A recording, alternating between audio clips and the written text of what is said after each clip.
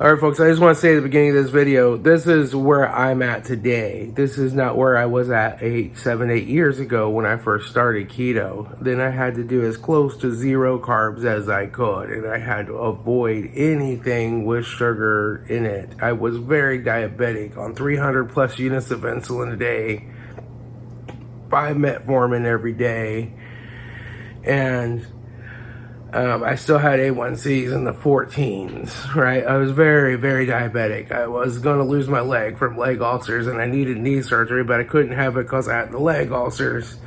You know, I had the beginnings of diabetic retinopathy. Later, I got macular edema. It was just crazy, right? I was going, if I hadn't started doing this 8 years ago, I have no doubt I'd be dead today, right? And so, if you're starting this out, avoid sugars. After you've done this for a while and your metabolism starts to heal and restore itself, I'm no longer diabetic, A1C 5.4, you know, on no diabetic medication, right? And it's been in the 5s for 2 years, you know. Now I can have a little sugar once in a while and have a little sweet treat once in a while.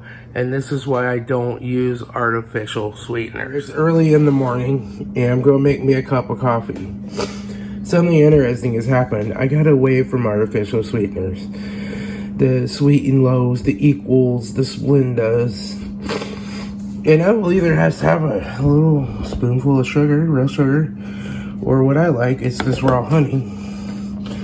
Let me open it up. I only got the one hand. But I just take and squirt a little raw honey in here. I mean, raw honey has sugar. It has fructose. I need to get me a new one. I squirt a little raw honey in there. I put a little heavy cream in it. Sometimes I don't do the heavy cream or the honey. Sometimes I drink it black, but sometimes I like a little treat.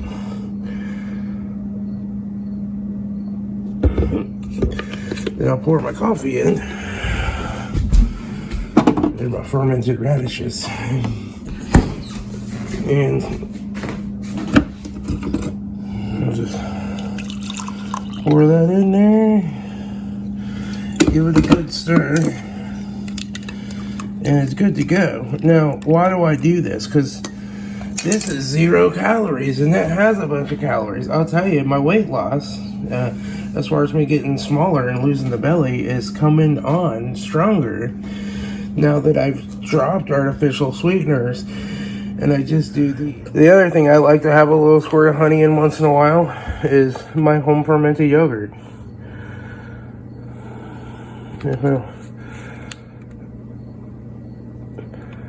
That lid is just bad. Hey. It's almost empty. But I'll take and stir that in. Now, sometimes I put some frozen blueberries in here and stir them up, but we're out right now.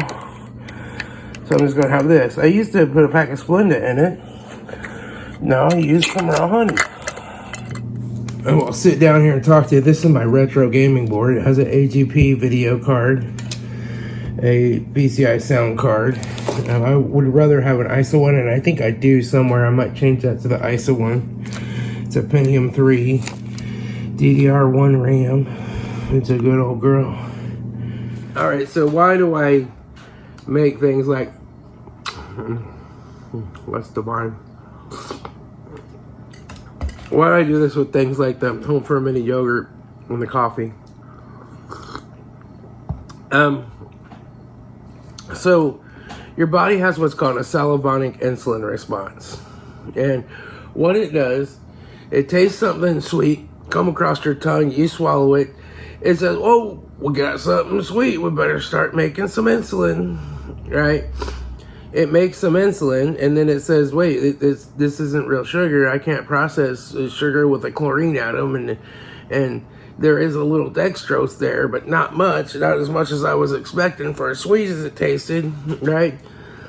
And then it is out of fat burning mode. It cannot be in fat burning mode. Your liver cannot be in fat burning mode and create ketones when the insulin comes up, right?